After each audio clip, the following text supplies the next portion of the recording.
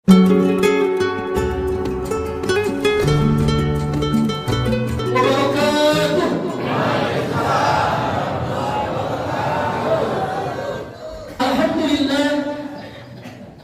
ألف بين قلوبنا فأصبحنا بنعمته إخوانا أشهد أن لا إله إلا الله وحده لا شريك له وأشهد أن محمدا عبده ورسوله قال الله تعالى في القرآن الكريم أعوذ بالله من الشيطان الرجيم إن الله اشترى من المؤمنين أنفسهم وأموالهم بأن لهم الجنة يقاتلون في سبيل الله فيقتلون ويقتلون وعدا عليه حقا في التوراة والإنجيل والقرآن ومن أوفى بعهده من الله فاستبشروا ببيعكم الذي بايعتم به وذلك هو الفوز العظيم صدق الله العظيم.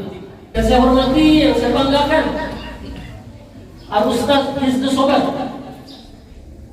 Saya mengatakan beliau adalah agen perubahan di tempat ini. Allahu Akbar. Meniti dakwah di tempat ini dari yang jamaahnya sedikit luar biasa, mampu memberikan teladan yang luar biasa. Kita doakan bersama, mudah-mudahan beliau diberkahi oleh Allah Subhanahu wa taala dan nanti perjalanan pendidikannya bersama keluarga dimudahkan oleh Allah Subhanahu wa taala. Dan insya Allah kembali bersama kita nanti setelah 3 tahun berikutnya.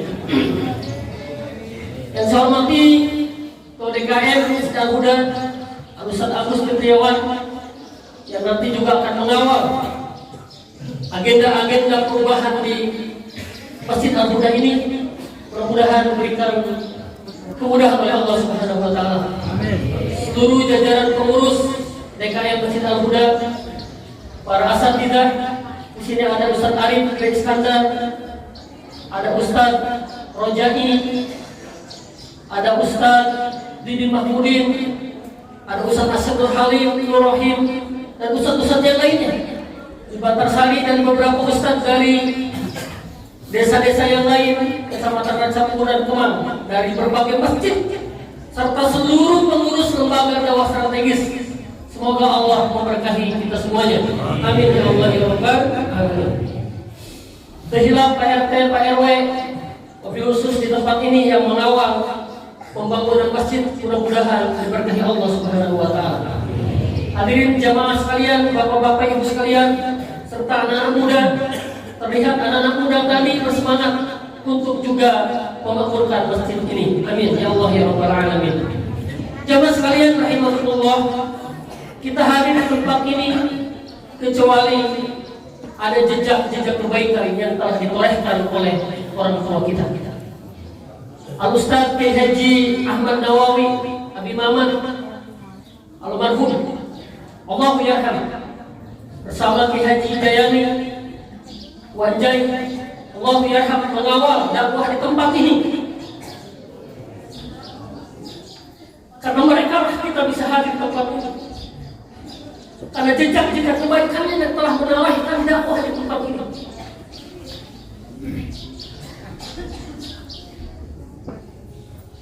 Semoga kebaikan-kebaikan yang telah ditorehkan oleh almarhum menjadi amal jariah yang terus mengalir ilmunya untuk kita semua dan diwariskan kepada generasi berikutnya. Abu Ustaz Yusuf Sobar, Abu Ustaz Agus adalah 2 putra terbaik dari para orang tuanya yang telah hadir meneruskan jejak-jejak perjuangan dakwahnya.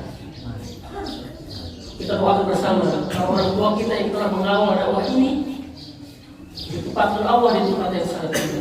Al-Fatihah. Hadirin jemaah sekalian rahimahumullah, betul apa yang disampaikan oleh Ustaz Hiznu Sobar bahwa membangun manusia terlebih dahulu sebelum membangun fisik. Ini hal yang harus menjadi parameter kita dalam melakukan aktivitas apapun.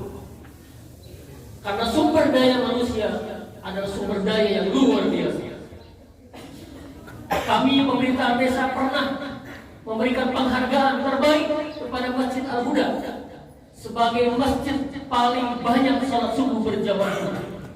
Sebelum masjid ini dibongkar, kami menunjukkan bahwa Masjid Al-Huda telah membangun inspirasi dan motivasi bahwa gerakan itu harus dimulai dari masjid, dan semua perubahan itu mengawal dari masjid. Kenapa LDS memiliki paradigma membangun manusia dalam masjid? Karena ketika kita membangun dan mengagungkan asma Allah, meninggikan Baitullah, maka Allah akan luaskan, Allah akan mudahkan apa yang menjadi kesulitan kita. 5 tahun LDS membangun gerakan dakwah, kesulitan-kesulitan yang kita dapatkan di lapangan itu sudah menjadi biasa dan makanan kita. Pernah kita ke sebuah masjidnya masih terkunci, paraweknya, tapi alhamdulillah dengan begitu DKN-nya, jamaahnya kemudian terbangkitkan semangatnya untuk kemudian memakmurkan masjid sholat subuh berjamaah. Kami datang ke pelosok-pelosok musola, ada yang dari sebelah barat harus menuju Candali, bangun jam 3 di tengah gelap, rintisan hujan, tapi terus kami bergerak karena kami punya keyakinan sebagaimana yang terus disampaikan oleh guru kami yang berutama, bahwa ketika kita meninggikan agama Allah, maka Allah akan mudahkan. Jadi inilah yang harus menjadi paradigma berpikir kita dalam melakukan aktivitas. 800.000 masjid di seluruh Indonesia.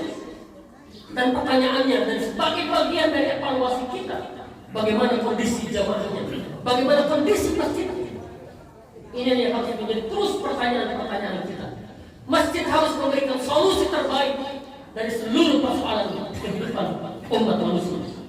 Qatar telah menjadi contoh terbaik dakwah yang selama ini mereka katakan Islam fundamentalis, Islam teoris, Islam intoleran, tetapi dijawab langsung oleh Qatar. Dan kita mestinya berterima kasih kepada Qatar. Pagelaran Piala Dunia telah menampilkan sosok Islam yang luar biasa, ramah, toleran, bersahaja. Tidak ada dalam sejarah dunia bahwa pembukaan Piala Dunia diawali dengan pembacaan Al-Quran. Inilah dakwah yang ditampilkan oleh saudara-saudara kita di abad modern ini. Dihadirkan para muazzin terbaik. Di sisi-sisi pojok negara dihadirkan para dai yang fasih berbahasa Inggris. Allahu Akbar. Ribuan orang masuk Islam. Asyhadu an la ilaha illallah wa asyhadu anna Muhammadar Rasulullah. Jadi jemaah sekalian rahimakumullah, ketika kita mengagungkan Allah, Qatar telah membuktikan itu. Turki telah membuktikan itu. Saudi Arabia telah membuktikan itu. Dan negara-negara lain. Jemaah sekalian rahimakumullah, sengaja ini kami sampaikan agar kita semua punya kesadaran tinggi. Ini evaluasi besar kita. Kita sudah melalui tahapan-tahapan perjuangan di tahun-tahun yang lalu. Maka kita memasuki tahun-tahun berikutnya yang lebih dahsyat lagi tantangan. 2045 adalah 100 tahun Indonesia merdeka. Biasanya pergiliran dan pergolakan peradaban itu selalu dikaitkan dengan fase-fase di 100 tahun itu. Kita akan menjawab Indonesia hari ini. 2045 akan dihiasi oleh mereka-mereka yang lahir dari masjid, kader-kader masjid. Dan alhamdulillah kita sudah melihat bagaimana pergerakan dakwah di beberapa tempat di Nusantara ini sudah mulai terlihat pergerakan. Karena mereka memulai membina para pemudanya adalah lewat masjid. Dan kita sampaikan, ketika mereka anak-anak muda datang ke masjid, nantilah mereka yang akan menghiasi Indonesia pada tahun 2045 sebagai orang-orang yang akan melakukan perubahan dasar dari masjid. Allahu Akbar. Jamaah sekalian, Allah, terakhir kami ingin menyampaikan, jamaah sekalian, LDS dan seluruh pengurusnya adalah manusia biasa. Kami kemarin melakukan rapat kerja. Sebagai rasa syukur kami telah melewati 5 tahun. Mohon doanya dari seluruh jamaah sekalian. Mohon nasihatnya. Kami anak-anak muda yang masih terus dibimbing, dibina agar kami menjadi lebih baik lagi ke depan. Insya Allah di tahun 2003 ke depan kami sudah merancang program yang nanti akan terus bergerilya di masjid-masjid, di musola dan di masyarakat. Insya Allah. Mari kita sejenak dan bermunajat, kita berdoa. Saya minta 1 menit kita tundukkan hati kita, tundukkan kepala kita sebagai evaluasi interpretasi kita dalam proses perjalanan hidup kita. Lebih banyak dosa yang kita perbuat sama Allah Subhanahu wa Ta'ala. Lebih banyak kita meninggalkan masjid. Lebih ramai kita di pasar, lebih banyak kita di tempat kerja dibanding kehidupan kita di masjid. Kami iri dengan Ustaz Abdul Rahman yang wafat sedang sholat berjamaah, karena beliau adalah orang baik dan telah memberikan contoh terbaik untuk kita.